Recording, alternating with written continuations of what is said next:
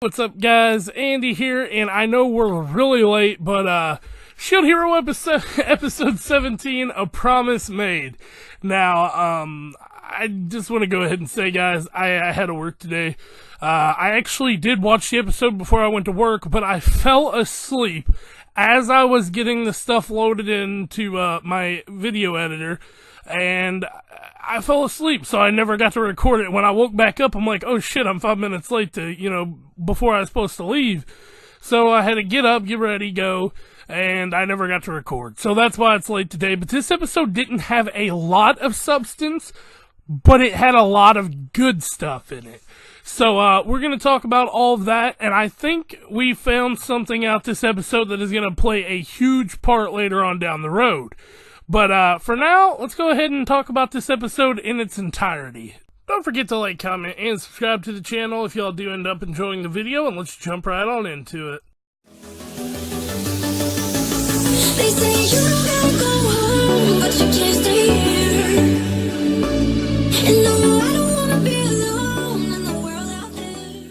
We start our episode off with a full little bit of recap here. Not too much to go off on, really. But then we cut into Fitoria just taking Melty as prisoner. And she pretty much tells her, you're my prisoner until this is over. And at this point I was thinking, oh shit, she's actually going to kill the heroes because Naofumi won't, work with them. But we jump into our intro and title here, and it's A Promise Made, which I kind of get the meaning of this title, but we'll talk about it in a minute.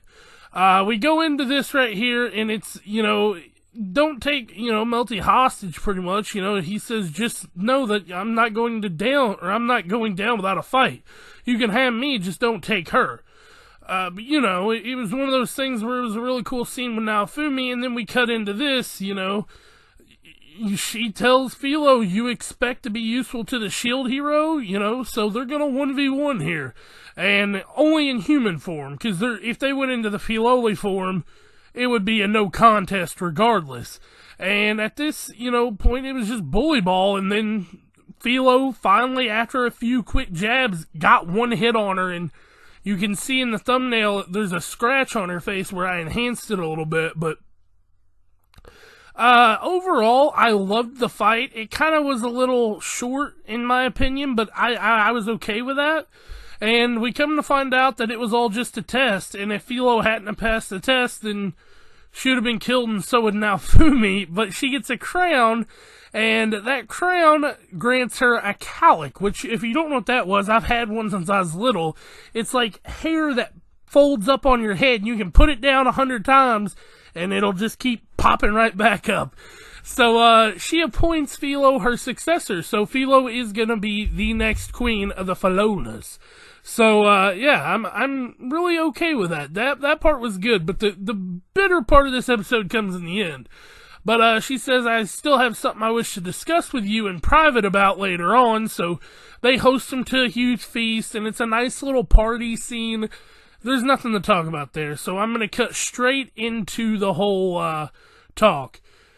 Pretty much she says, you'll have a choice later on down the road. Will you fight for the world or for its people? Now, what that means is kind of convoluted. She says that if you pick the world, it doesn't mean you're saving the people, but if you pick the world, the people, there will be a lot of casualties. And if you don't pick the people, or if you do pick the people, it's going to be a thorny path.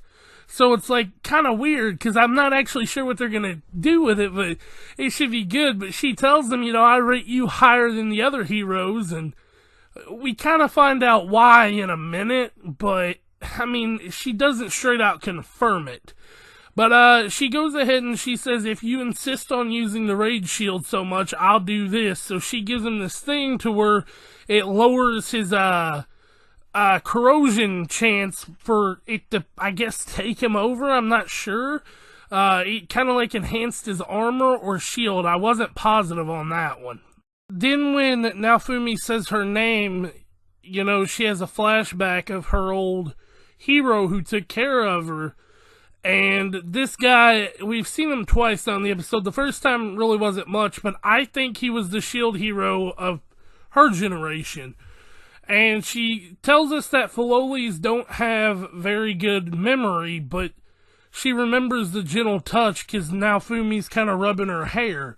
And this was a really cute scene, and that's where this episode unfortunately ends. But I'm not sure if anyone else knew this, but I just found out that there is more stuff after the episode. Yeah, I'm not even lying. I did not know that they did like a little extra scene after the episode. I'm not sure if it's in all of them or just this one, but there's a big one. A real big one. So, the shield hero, or not the shield hero, the bow hero and the sword hero are in a place to where they're, I guess, looking for what they found in the archive. And they say, here's the 4 cardinal weapons, nothing. I assume they mean home, and I think this is kind of like a pretext to next week, because they're in there, and they find out that it's empty, and then it explodes, which mine's probably doing, but yeah, I hope this is a precursor to next week, because this is going to be fucking insane. But yeah, that's it for me, gang. If y'all did enjoy the video, don't forget to like, comment, and subscribe to the channel.